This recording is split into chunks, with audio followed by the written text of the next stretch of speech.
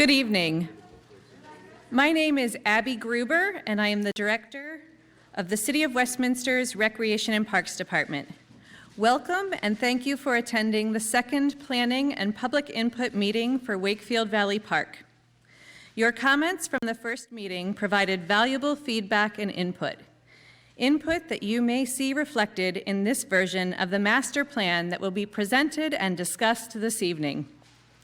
As we go through this process, please keep in mind that it is impossible to include every suggestion and park amenity request into a master plan.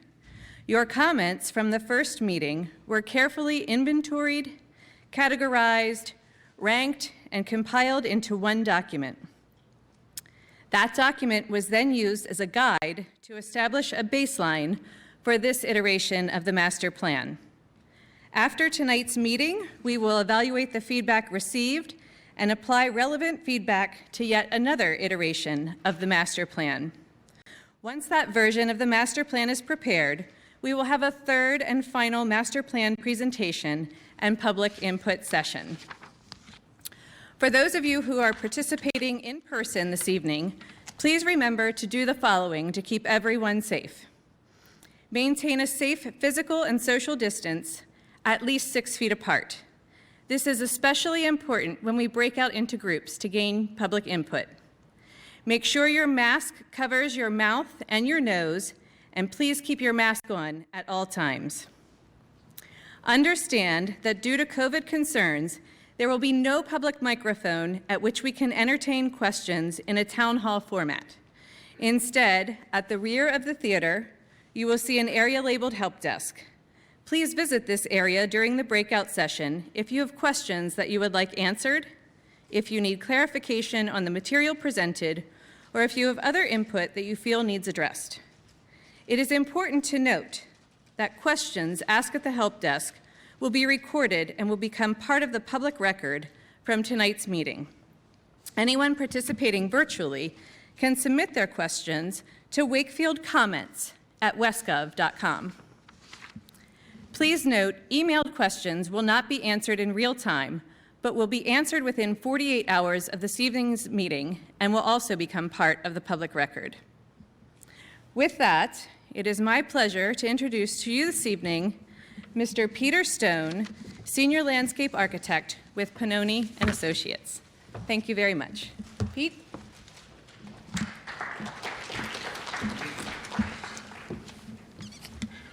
Thank you. I'm thrilled to be here and to be working on this project with the city and with you all. It's been it's a really neat project, and we're very excited as a firm to be working on it, and the team that I've got in our office has had a lot of fun working on it and coming up with something that we hope will benefit you all for many years. So just want to give you a quick overview as to what we're going to talk about. Abby gave an introduction, and I'm going to kind of go through just kind of recap what we talked about at the last meeting, some information about the site itself, and then where we've gone, some of the input that we got, and then start walking through the plan that we've developed to date and some of the components and aspects of that plan, and then talk about some of the next steps that we're going to be taking. Abby mentioned there's going to be a third meeting that we'll be scheduling, and that'll we'll take input from this meeting and conversations that staff and our team have had, and then kind of refine the plan that is going to be presented tonight. So the project, whoops, I was scrolling through the slides there. Hang on. Someone.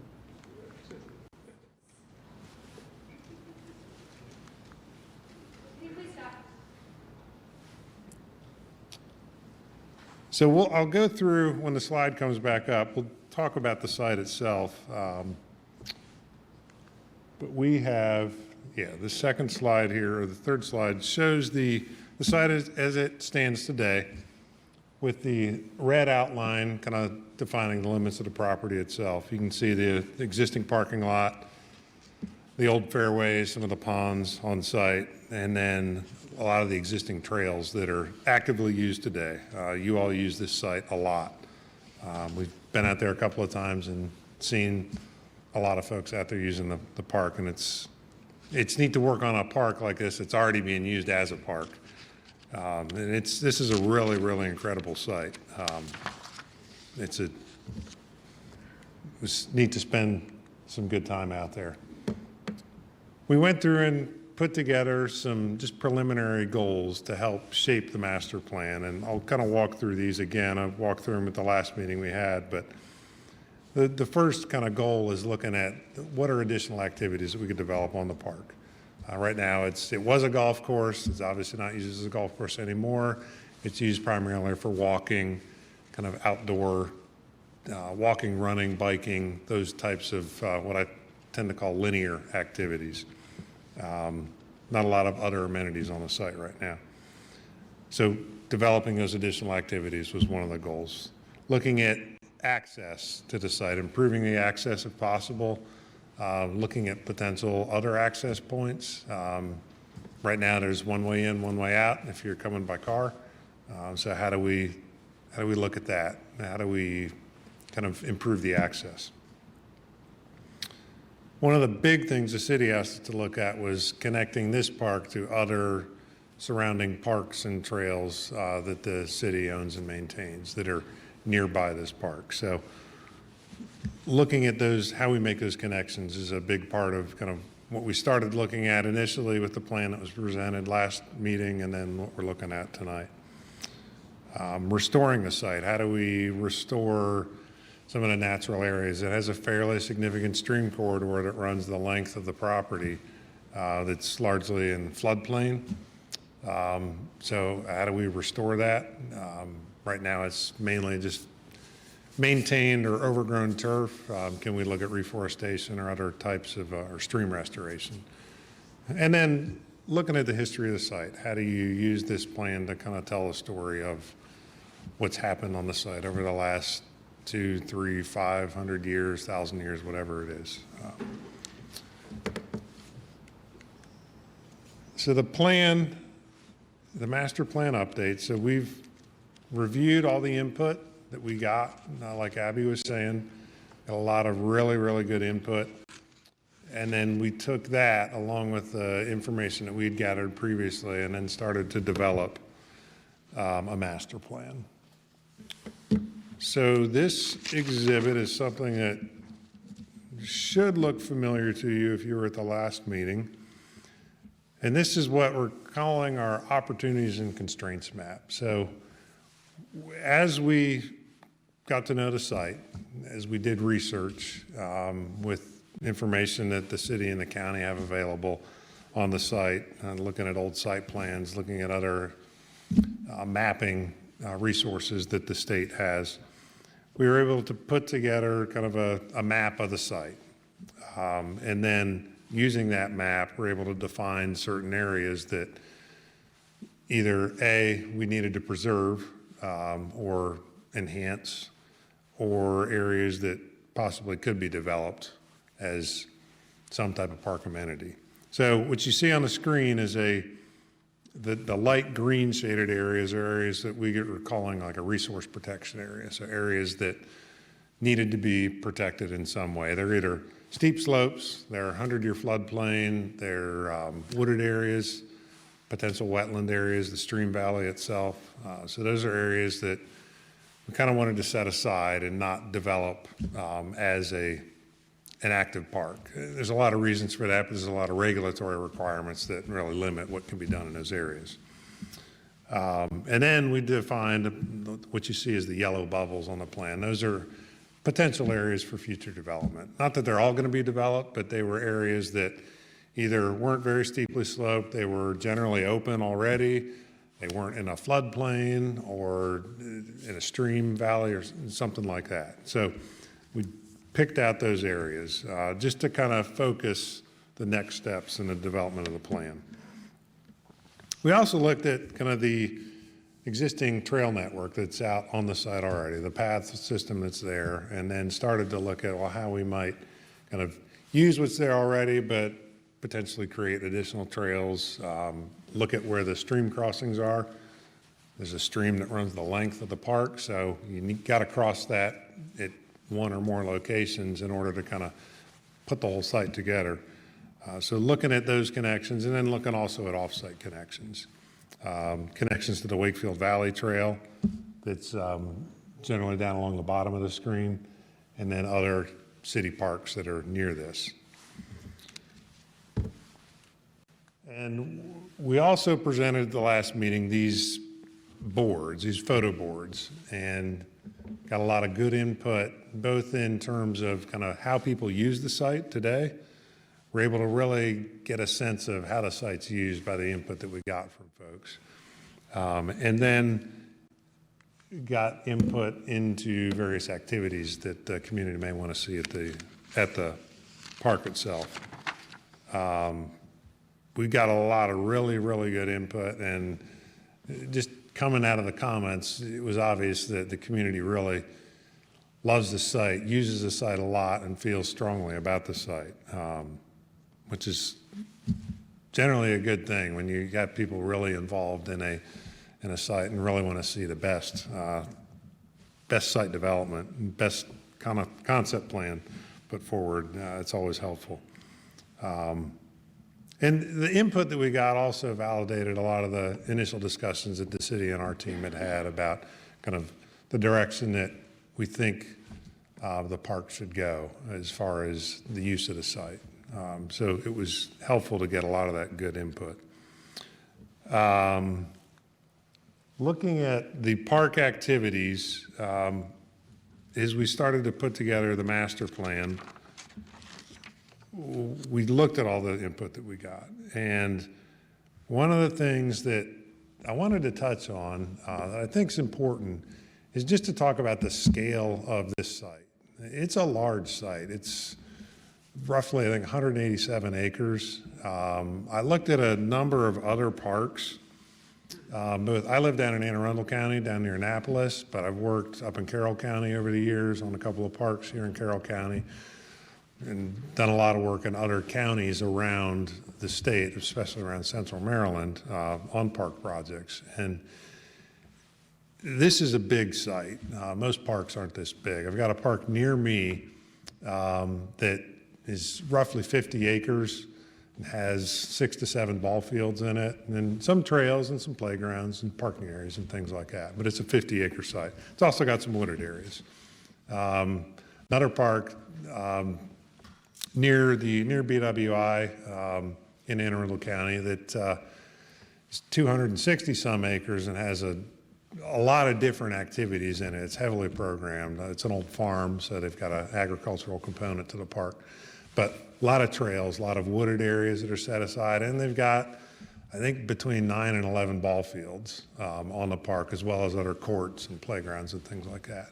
So this site itself, this is 187 acres, so it's a large site that can accommodate a lot of different activities.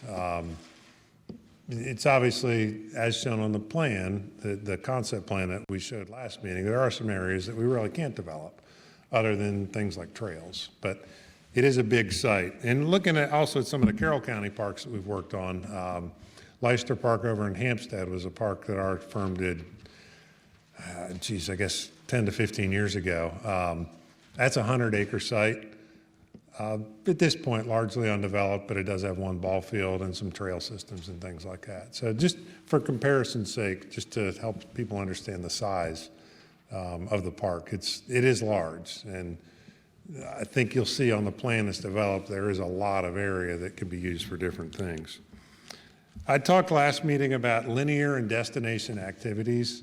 The destination activities are those activities where you tend to have a lot of people kind of parking and walking to a spot where they're going to be for a while, whether it's a ball field or a playground or a pavilion or a community garden or something like that. It's a destination. And then you've got these linear activities that are generally oriented around trails, where you're walking your dog, walking as a family, riding a bike, running, that type of thing, hiking. So we've got both of those types of activities that we're trying to incorporate into this park. mainly due to the size and the existing conditions that we're already dealing with.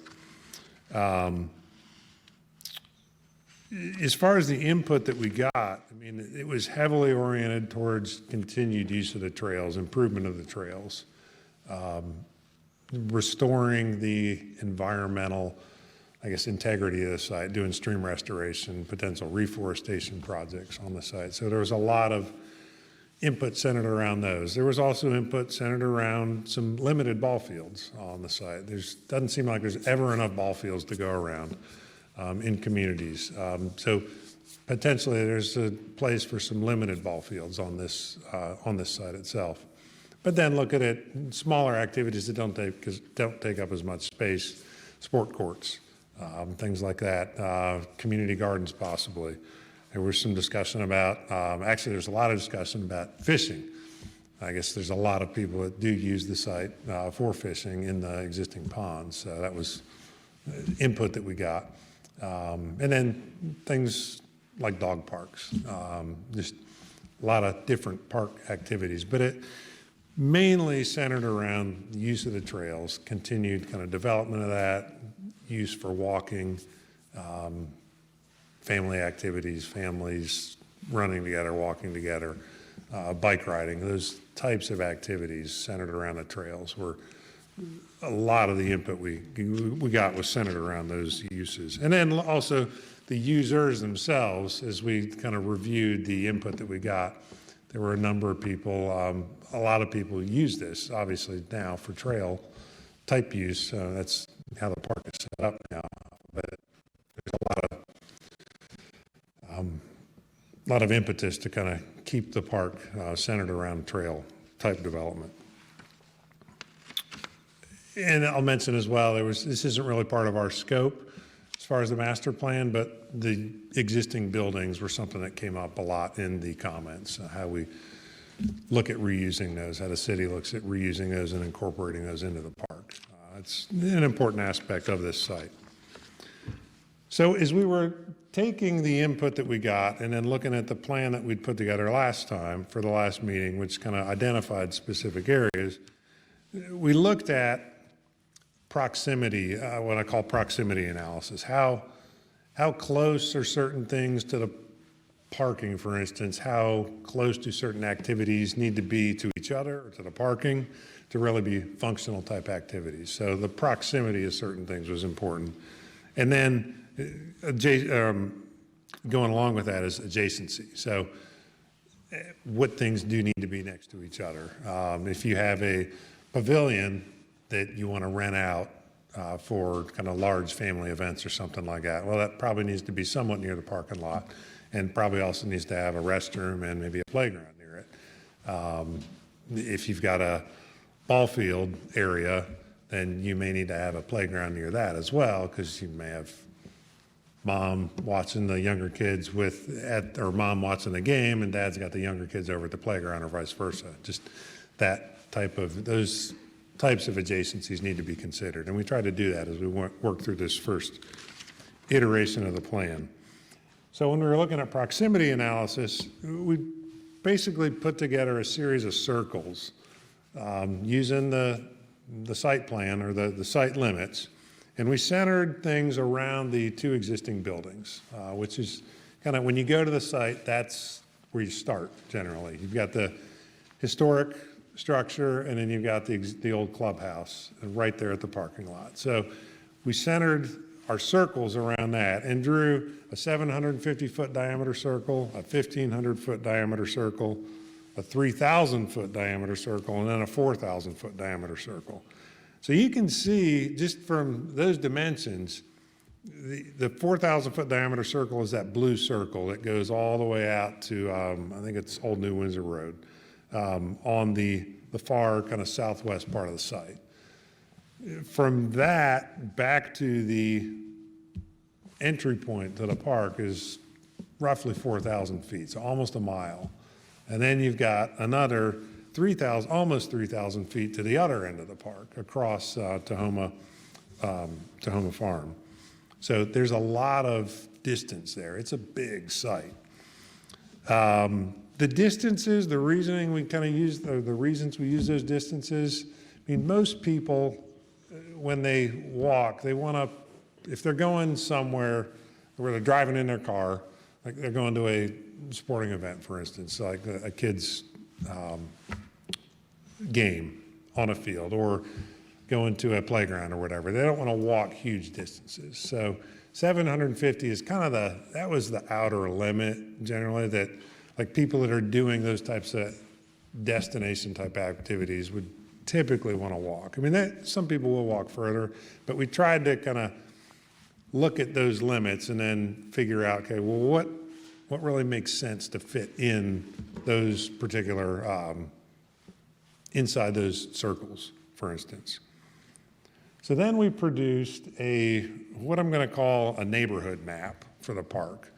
And we identified specific areas within the park, generally based on proximity, and then started to look at, okay, well, what kinds of activities go in this neighborhood, for instance. And there's some natural, like, kind of breakpoints around the or on the site plan.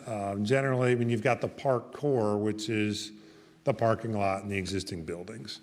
So that's a natural kind of neighborhood, if you will. And then you've got the long stream valley that runs along as you see it along the bottom of the screen there, generally from northeast to southwest. So those are two kind of easily identifiable neighborhoods. And then also the section of the park across Tahoma Farm Road it's kind of a world unto its own. And a neat part of the park as well. So we looked at what goes inside each of these neighborhoods, what activities kind of would make sense to put inside each of these. And I'll just run through these real quick. The park core, I mean, it's the core near the existing buildings, near the parking lot. That's where people enter. It's kind of the first place they go to, so it makes sense for that to be the core. This would generally include things like fields, playgrounds, large pavilions. If there was an event type area, whether it's a concert or a play or a family reunion, that type of thing, or a wedding, those types of things make sense to be in that kind of core area. Sport courts as well, where people have equipment and stuff that they got to bring. They don't necessarily want to be walking half a mile to get to where they need to be. Then we identified the lake area. So this is kind of the area, the northeast portion of the park. There's a large lake that is actually a really beautiful spot on the park, and it's got some real nice kind of views looking out down the stream valley. This is probably an ideal spot for like a fishing type pier, if we were to do a fishing pier. Maybe a small picnic area as well. A playground would make sense up there. A small parking area. So one of the things we looked at as far as access was, we've got the main access now to the parking lot. Are there other areas where it makes sense to do other access points, either for future access or for just a small parking area, just to give people another way to get into the park? And this was one area where we looked at both a kind of a small parking area and potentially future access. Maybe this is the potential front door of the park, coming in across from, there's a cul-de-sac off of Tahoma Farm Road, and we'd want to line driveways up there, but that may make sense for that to be the front door of the park, off of a higher volume road than is currently available with the current access. Then there's the East Meadow, which is on the other side of Tahoma Farm Road. And generally, this is probably just walking paths, open lawn, open meadow areas. And then there's one potential offsite connection to another trail through some county-owned land here as well. The Great Meadow, what we're calling the Great Meadow neighborhood. So that's, if you're standing kind of on the back side of the clubhouse looking out over the old fairways, that's kind of it's a nice open area. You've got some large kind of stands of evergreen trees that split up the fairways, but it's just this nice open meadow area that could be used for lots of different things. But probably is just going to end up being unprogrammed space, just open area that people can use. Walking paths as well, and then a potential small parking area off of Tahoma Farm Road just to get into this part of the site.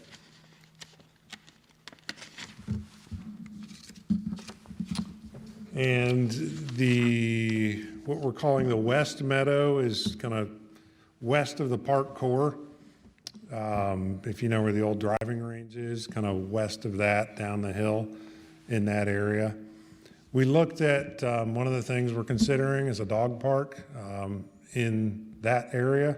It's further away from the core of the park. It may make sense to do a dog park if one is done in that area.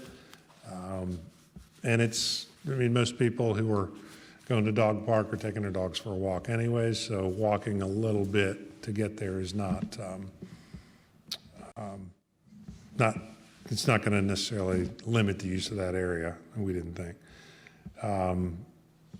Throughout all these, we're looking at trails, kind of connecting everything. So I may not mention trails in every one, but there are a lot of trails involved. And one of the other things we looked at that was mentioned a number of times in the comments was disc golf, basically frisbee golf, which is something that can be easily set up along a trail network. So that may be something that goes in this area as well as other areas. It's something that needs a fair amount of distance or a fair amount of room to set up, but it's a linear type activity that could very easily follow the trail system. And we also looked at a potential reforestation area.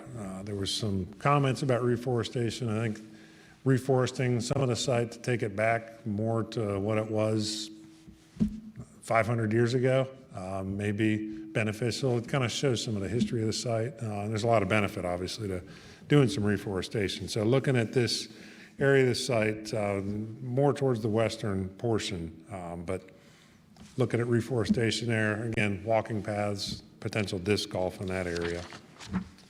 And then finally, the valley along the bottom here, just following the stream valley. Largely oriented towards those linear type of walking path elements, but looking at a small parking area at the bottom end of this off of Old New Windsor Road, down near the county's one of the water treatment facilities. That gives kind of another way into the park. And we looked at actually down in that area, a small playground and a small restroom. And restrooms are something we've looked at as well, kind of with this plan. So the program itself, based on the comments we received,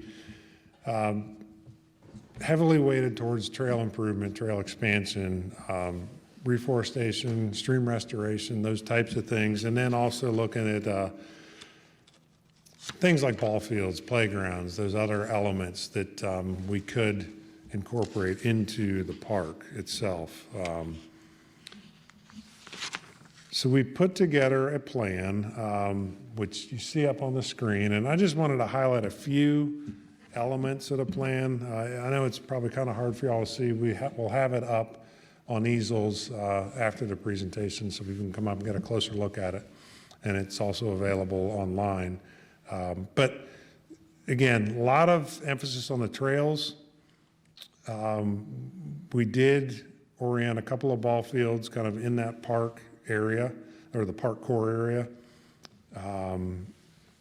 But a lot of the space it's unallocated space that could be used for a variety of things, either down the road or maybe it's just open space like you have today that is extremely beneficial. This is it's a long-term plan. It's something, one of the next steps that we're going to be working on is refining this plan, obviously, but then looking at, well, how does this get built out? How does this get phased so that develop something sensibly, develop the right pieces ahead of other pieces, and it's obviously, there's a lot here on this plan, and it won't happen overnight. But one of the things that we wanted to do with it is, again, keep in mind the sense of scale of the place. It's a big site, and we wanted to maintain that sense of open space that's there, so not cram activities and elements in everywhere we could throughout the park, but largely leave a lot of it open so that it can continue to be used as it is today and restored in some respects, and just something that the community can continue to use and can continue to grow with the community. I am going to turn it back over to Abby with kind of further instructions on what we'd like to ask you all to do.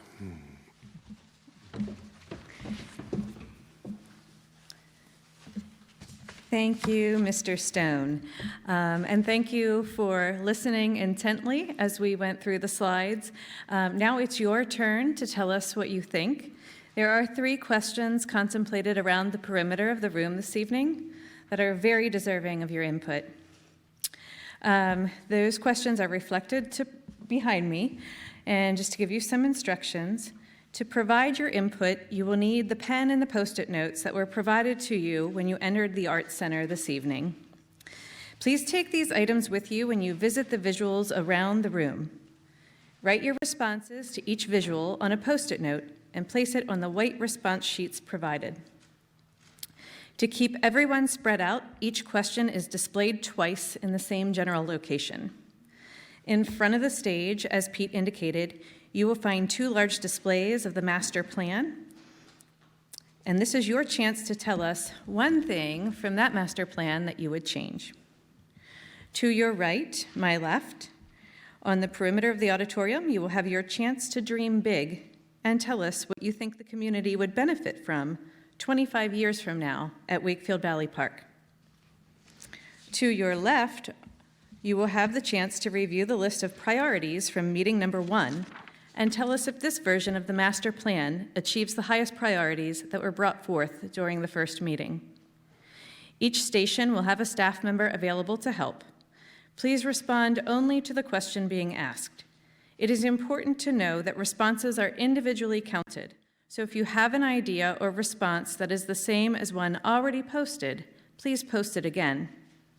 As we move into the public input session, the screen behind me will also display the master plan for your reference as you contemplate and respond to the questions around the room.